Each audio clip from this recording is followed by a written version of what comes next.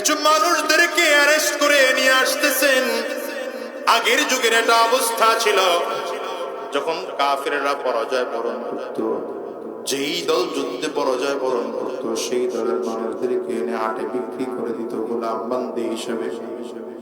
এমন করেই কিছু মেয়ে কিছু ছেলে এদেরকে অ্যারেস্ট করা হয়েছে।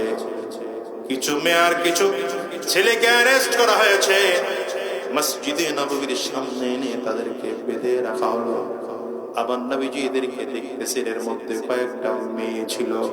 এর মধ্যে একজন যুবতী মেয়ে, চেহারাটা অত্যন্ত ভালো, কিন্তু পোশাকটা ছিঁড়ে গিয়েছে। পোশাকটার থেকে শরীরের বিভিন্ন অবয়ব আকৃতি ফিরে আসতেছে। আমার নবী লজ্জায় মাথা অবনত করে ফেললেন। নিজের চাদরটা শরীর থেকে খুলে সাহাবীর হাতে দিয়ে বললেন, সাহাবীরে নাও, আমার এই চাদরটা নিয়ে মেয়েটার গায়ে দিয়া বোরকা পরায়া তার শরীরের আকৃতিটা ঢেকে দাও। এই দৃশ্য দেখে সাহাবায়ে কেরাম তো কান্না শুরু করেছেন। হায়রে কি আফসোস, আমরা নবীরা তো কাছের মানুষ, কাছের সাহাবী, নবীজির একটা চাদরের বরকত আমরা পাইলাম না। অথচ এই মেয়েটা কোথা থেকে আসছে, সে অমুসলিম, অথচ সে তো নবীজির চাদরের বরকত পেয়ে গেছে। কারণ যেই চাদরটা নবীজির শরীরে লেগেছে, সেই চাদরটার বরকত বাবা অন্যান্য চাদরের মতো নয়। যে টুপিটা আমার নবীজির মাথায় ছিল, সেই টুপিটার বরকতটাও কাপড় ছিল, কিন্তু টুপিটার বরকত আলাদা। যেই জিনিসটা নবী সাওয়ার হয়েছেন, সেই সাওয়ারের বরকত আলাদা। যেই বিছানায় নবীজির খোলা শরীর লেগেছে, সেই বিছানার বরকত আলাদা। এজন্য নবীজির বিবি উম্মে হাবিবা রাদিয়াল্লাহু আনহা, নবীজির বিবি ছিলেন আবু সুফিয়ানের মেয়ে। আবু সুফিয়ান একবার মেয়েকে দেখতে আসছে, মাঝে মাঝে দেখতে আসতো আবু সুফিয়ান। কে আবু সুফিয়ান? মক্কার কাফিরদের লিডার। পরবর্তীতে কালিমা পড়ে মুসলমান হয়েছে, কিন্তু তখনও কালিমা পড়ে মুসলমান হয় নাই। মেয়ে দূর থেকে তাকায় তাকায় দেখতেছেন বাবা আসতেছে। এই ঘরের মেয়েরা যারা আছে, স্বামীকে কি পরিমাণ মুহাব্বত করতে হয়, কি পরিমাণ সম্মান দিতে হয়, নবীজির বিবি উম্মে হাবিবা থেকে এটা শিখে নেন।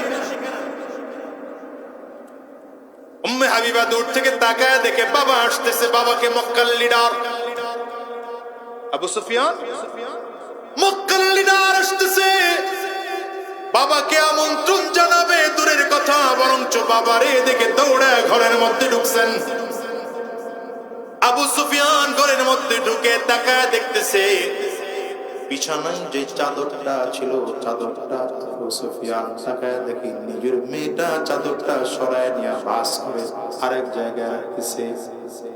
খালি বিছানায় নিজের বাবাকে বসাবে জন্য আবু সুফিয়ান দরজায় দাঁড়ায় লজ্জিত হয়ে মেয়েকে বলল, মারে তুমি নিজের ইমানদার দাবি করো, মুহাম্মদের বিবি তুমি। আমি হয়তো ইমানদার না, কিন্তু আমি মক্কার সবথেকে বড় লিডার। আমার সম্পদ মোটেও কম নয়। তবে আমার এই দেখে বিছানার থেকে কাপড়টা কেন সরাইলা? আমারে কি তুমি বিছানার এই চাদরের যোগ্য মনে করো না, নাকি চাদরটা আমার যোগ্য না, তুমি কি মনে করে সরাইলা? মেয়েটা সাফ জবাব দেয়, বাবা তুমি আমার বাবা হিসাবে মহাব্বত তোমার প্রতি আমার মোটেও কম নয়, কিন্তু তুমি কি জানো আমার বিছানায় যে চাদরটা বিছানো ছিল, এখানে আমার নবী মুহাম্মদুর রাসূলুল্লাহ, আমার নবী মাঝে মাঝে খালি গায়ে বিছানার মধ্যে সে ঘুমায়, শুয়ে থাকে। যেই চাদরে আমার নবীর শরীর মোবারক লেগেছে, সেই বিছানায় তুমি বাবা হলো একটা কাফিরকে আমি বসতে দিতে পারি না।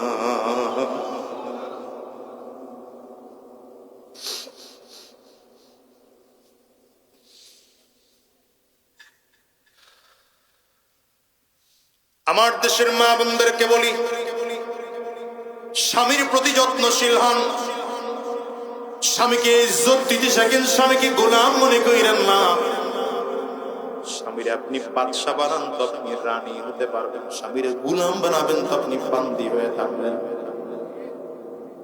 কেমন ইজ্জত দিতে হয়।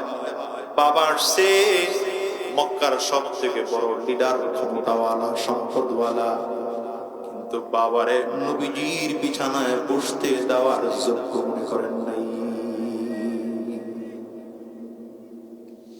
তখন সাহাবায়ে কেরামরা কান্না করতেছেন, নবীজির একটা চাদর আমার শরীরে পাওয়া এটা আমার জন্য কত বরকতের, কিন্তু নবীজির এত কাছে কাছে থেকে আমরা পাইলাম না। কিন্তু এই মেয়েটা কে এমন মেয়ে, যে মেয়েটা নবীজির নিজের চাদর গায়ে নিতে পারলো। আমার নবী মেয়েটার পরিচয় জানতে চাইলেন। মেয়ে বলছেন, মুহাম্মদ আপনি আমারে চিনেন নাকি? বলে না, তোমারে চিনি না। বলে আমি হলাম হাতেম তাইর মেয়ে। হাতেম তাই জানেন আপনি বিখ্যাত দানশীল ছিলেন। আমার নবী বললেন, হ্যাঁ তোমার বাবার নাম তো অনেক শুনেছি, তোমার বাবা অনেক বিশাল বড় দানশীল ছিল।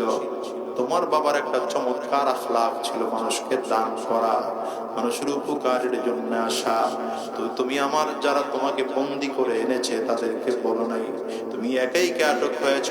বলে না, আমি একা আটক হই নাই, আমার ভাই আদি নামে সেও ছিল, সেও আটক হয়েছে। সে কিভাবে হোক পালাতে পেরেছে, আমি পালাতে পারি নাই, মেয়ে মানুষ। নবী বললেন, যাও মা, তোমার বাবার দানশীল এই আখলাকের কারণে আমি তোমাকে মুক্ত করে দিলাম। মেয়েটা বলছে, মুহাম্মদ আমি একা যাব না, আমি একা মুক্ত হতে চাই না। যদি আমারে মুক্তি দিতে হয় তাইলে আমার বান্ধবী সবাইরে মুক্তি দেয়া লাগবে। নবীজি বললেন, তোমার বাবার মধ্যে যে গুণ আছে, তুমিও তোমার বাবার মেয়ে, তোমার মধ্যেও তেমনই গুণ আছে। তুমি মুক্তি হতে চাও, তুমি ভালো করে জানো আমি এতজনকে মুক্তি দেব না। তারপর তুমি যেহেতু মুক্তি চাইলা, বোঝা গেল তোমার বাবার গুণ তোমার মধ্যে কিছুটা আছে। যাও মা, আমি তোমার এই গুণের কারণে, তোমার বাবার গুণের কারণে তোমারে মুক্তি দিয়েছি, আর তোমার গুণের কারণে তোমার সব বান্ধবীদেরকেও মুক্তি দিয়ে দিলাম। এদেরকে হাত থেকে হ্যান্ডকাপ করে দেওয়া হলো। সব বান্ধবীরা মিলে একসাথে দাঁড়ায় দাঁড়ায় চিন্তা করতেছে, মুহাম্মদ আমাদেরকে অ্যারেস্ট করে নিয়ে আসছে, চাইলে বাজারে বিক্রি করতে পারতো, চাইলে দাসী হিসেবে বিক্রি করতে পারতো, কিন্তু না, আমাদেরকে তো বিক্রি করলো না, আমাদেরকে ইজ্জত দিল, আমরা আর দেরি করবো না। নবীজির সামনে দাঁড়ায় চাটা ডেকে মলিন করে আমার নবীজির সামনে দাঁড়ায় বলছেন, মুহাম্মদ দেরি করতে চাই না, কালিমা পড়ায় দেন, আমরা মুসলমান হয়ে যাব। সব মেয়েরা কালিমা পড়ে মুসলমান হয়ে গিয়েছে। নবীজি তাদেরকে দিন শিখালেন, দিন শেখা বাড়িতে ফেরত পাঠাবেন। হাতিম তাইর মেয়েকে পাহারা দেওয়ার জন্য দুইজন যুবক সাহাবীকে পাঠায় দিলেন, সাথে যাও, লম্বা রাস্তা যদি পথে কেউ আঘাত করে তাহলে দেখবা মেয়েটাকে যেন কেউ আঘাত করতে না পারে। ইসলাম নারীকে কি পরিমাণ মর্যাদা দিয়েছে দেখো তো মুসলমান। তুমি মনে করো ইসলাম নারীদেরকে ঠকিয়েছে, তুমি মনে করো ইসলাম নারীদেরকে পর্দার মধ্যে ঢুকিয়েছে। না না মা, আমি তোমাদেরকে বলি ভালো করে শোনো, পর্দা মানে হলো ইসলাম তোমাকে রক্ষা কবচ দিয়েছে। পর্দা মানে হলো ইসলাম তোমাকে আবৃত করে রাখতে চায়। ইসলাম মানে হলো, পর্দা মানে হলো ইসলাম তোমাকে সম্মানিত করতে চায়। জানো, তোমাকে নবীর মা বানিয়েছেন, তোমাকে ওয়ালিদের মা বানিয়েছেন, তোমাকে সাহাবীদের মা বানিয়েছেন। তোমার কারণে কত মানুষ আল্লাহ ওয়ালি হয়েছে। তুমি তো ইজ্জত বুঝো না, ইজ্জত না বুঝা ইংরেজদের তালে তালে পয়ডা বোরখা নামাইছ। আগে ছিল 5 পিস, তা নামাইয়া 3 পিস করছো, 3 পিসটা নামাইয়া 2 পিস বানাইছ, 2 পিসও নামাইতে নামাইতে এখন 1 পিস রাখছো, আর বাকি সব বাদ দিছো। ইজ্জত বাড়ে নাই, ইজ্জত কমেছে। যেই যুগের মেয়েরা পর্দা করত সেই যুগে ধর্ষণ কম হতো, হতো না ধর্ষণ। আর এই যুগের মেয়েরা পর্দা কম করে, এই জন্য ধর্ষিত হয়। এ কথা আপনাদের কাছে ভালো লাগে না, আমি বুঝি তারপরেও বলি। পর্দার আড়ালের মা বোনদেরকে বলবো, পর্দা করবা তো ইজ্জত তোমার বাড়বে। বলেন, পর্দা করবা তো ইজ্জত তোমার বাড়বে, পর্দা ছাড়বা ইজ্জত নষ্ট হবে। হাতেম তাইয়ের মেয়েকে 2 সাহাবী নিয়ে রওনা, একদম বাড়িতে পৌঁছায় দিয়ে আসছে। বাড়িতে পৌঁছায় দিয়ে আসলে হাতেম তাইয়ের আরেক ছেলে মানে হলো ওই মেয়েটার ভাই আদি নামের ছেলেটা, যে পালায়ন করে চলে গিয়েছিল, সে ডাকতে রে আমি তো পালায় আসছি, তুমি কেমনে আসলা? বলে আমি তোমার মতো পালায় আসি নাই, আমি রাজার মতো মুহাম্মদের কাছ থেকে সম্মানের সহিত বিদায় নিয়া বডিগার্ড নিয়ে বাড়িতে হাজির। ভাই সন্দেহ করে বলে, শোনো তুমি আমার ঘর থেকে বের হয়ে যাও।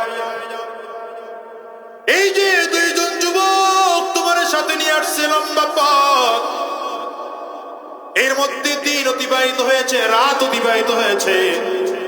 এই যুবকরা না জানি তোমার দিকে কতবার খারাপ দৃষ্টিতে তাকিয়েছে, না জানি কোন যুবকের সাথে তুমি কোনো খারাপ সম্পর্কে লিপ্ত হয়েছ। আমার তো সন্দেহ হয় তুমি না পাক আমার বাড়িতে আসছ। না না বোন, তোমার বাড়ি, আমার জায়গা তোমার বাড়িতে নয়, তোমাকে আমার বাড়িতে জায়গা দেব না, ঘর থেকে বের হয়ে যাও। এই যুবককে আমি বিশ্বাস করতে পারি না। মেয়েটা ডাক দেয়, ভাই রে তুমি যুবকদেরকে চিনো না তাই বাজে মন্তব্য করো। যুবকদের মূলকে তুমি কি জানো? যিনি আমার ইজ্জত রক্ষার জন্য চেষ্টার ফিকিরি করেছে, যিনি আমার ইজ্জত রক্ষার জন্য নিজের শরীরের চাদরটা আমাকে দিয়ে দিয়েছে, তিনি মুহাম্মদুর রাসূলুল্লাহ। আর এরা মুহাম্মদুর রাসূলুল্লাহর সাহাবী। আমার নবী কারো চরিত্র নষ্ট করতে পারেন না, নবীজির সাহাবী যারা তারাও কারো চরিত্র নষ্ট করতে পারে না। চলো, এই 2টা ভাই আমার দিকে খারাপ দৃষ্টিতে তাকাবে তো দূরের কথা, আমি প্রথম যদিও ভয় পেয়েছি, কিন্তু 2 জন যুবক আমাকে অভয় দিয়েছে। টেনশন করো না, আমরা মুহাম্মদুর রাসূলুল্লাহ হাতে হাত দিয়ে কালিমা পড়েছি, আখলাকটাকে এত ভালো বানিয়েছি, খারাপ নজর দেওয়ার আগে আল্লাহর ভয় করে যায় এসে ধাক্কা লাগায় দেয়। ভাইটা বলে তাই নাকি? বলে হ্যাঁ। বলে এমন আখলাকওয়ালা মানুষ হওয়া যায়, মুহাম্মদের কাছে গেলে এমন আখলাকওয়ালা হওয়া যায়? বলে হ্যাঁ। তাইলে আমার আর বসায় রেখে লাভ কি, চল আবার নিয়ে চল। আল্লাহু আকবার বলেন না। 2 জন মিলে একসাথে নবীজির দরবারে আবার এসে হাজির। মেয়েটা দাঁড়ায় বলে, নবী গো আমারে আপনি চিনছেননি? আমারে আপনি চিনলেন? বলে না না, তোমারে তো চিনি নেই। হুজুর আমি ওই মেয়েটা যাকে আপনি চাদর দিয়েছিলেন, এবার আমি একা আসিনি, আমার ভাইটাকেও সাথে ঘুরে নিয়ে আসছি। আমার ভাইও কালিমা পড়ে মুসলমান হয়ে যাবে। ও মুসলমান, এবার ওই মানুষটা মনে আছে কিনা, যারে আমার নবীজি সম্পদ দিয়েছে, যারে আমার নবী উট দিয়েছে, যারে আমার নবী কিছু বকরি দিয়েছে, যে আমার নবীর মসজিদে নববীতে এসে পেশাব করে দিয়েছিল, এবার সে বাড়িতে দিকে রওনা করেছে। এলাকায় যাইয়া কয়, শোন তোরা কেউ মানুষ না, মানুষ যদি হতে চাও এই মদিনা একজন মানুষ আছে মুহাম্মদুর রাসূলুল্লাহ। চিল্লা বলেন না, চিল্লা বলেন না সাল্লাল্লাহু আলাইহি ওয়াসাল্লাম। দেখরে আমিও তো মানুষ ছিলাম না, আকৃতি কত দিক থেকে হয়তো মানুষ, কিন্তু অরিজিনালে আমি মানুষ ছিলাম না। মুহাম্মদুর রাসূলুল্লাহ আমারে মানুষ বানায় দিয়েছে, তার আখলাক আমাকে মানুষ হতে বাধ্য করেছে। আয় রে তোরা আর মানুষ থাকিস না, তোরা মুহাম্মদের হাতে হাত দিয়ে কালিমা পড়ে মুসলমান হয়ে যা, মানুষের মতো মানুষ হয়ে যা। এই লোকটা গিয়ে এলাকায় দাওয়াত দিতে শুরু করেছে। এক এক করে করে দাওয়াত দিয়ে 300 লোকের বিশাল এক কাফেলা লইয়া আবার মদিনার দিকে রওনা করেছে। আজকে মসজিদে নববীর পেটের বারান্দায় দাঁড়ায় ডাক দিয়েছে, নবী গো আপনি আপনি আমারে চিনেননি, সেই মানুষ যেই মানুষটা কিছুদিন আগে আইসা আপনার মসজিদে পেশাব করে দিয়েছিলাম। হুজুর আজকে আর আমি মানুষ নয়, এখন আমি মানুষ। যদি আপনি আমার অনুমতি দেন তাইলে ঢুকবো, নয়তো ঢুকবো না। আমার নবীজি অনুমতি দিলেন। এবার আমার নবীর সামনে দাঁড়ায় এই মানুষটা বলেন, আমি আপনার আদর্শে ভক্ত হয়ে গেছি, আপনার কাছে কিছু অমানুষ নিয়ে আসছি, এগুলারে আপনার আদর্শ দিয়া কালিমা পড়ায় মুসলমান বানায় মানুষের মতো মানুষ বানায় দেন। জোর একজন দুইজন 300 মানুষ নিয়ে আপনার কাছে হাজির। দুনিয়ার মুসলমান, মানুষ তো হইলাম, মানুষের মতো মানুষ হইতে পারলাম না। হয়তো মানুষের আকৃতিগত দিক থেকে 2টা চোখ আছে, মানুষের মতো হয়তো জবান আছে, মানুষের মতো দেখতে হয়তো 2টা হাত আছে, মানুষের মতোই হয়তো দেখতে 2টা পা আছে, কিন্তু আসলে আমরা এখনো মানুষ হতে পারি নাই। নবীজির আদর্শ গ্রহণ না করলে মানুষ হওয়া যায় না, কোরআনের পথে না চললে মানুষ হওয়া যায় না, সুন্নাহ অনুযায়ী নিজের জীবন সাজাতে না পারলে মানুষ হওয়া যায় না, মানুষ হয়ে মরতে না পারলে জাহান্নাম ছাড়া কোনো উপায় নাই।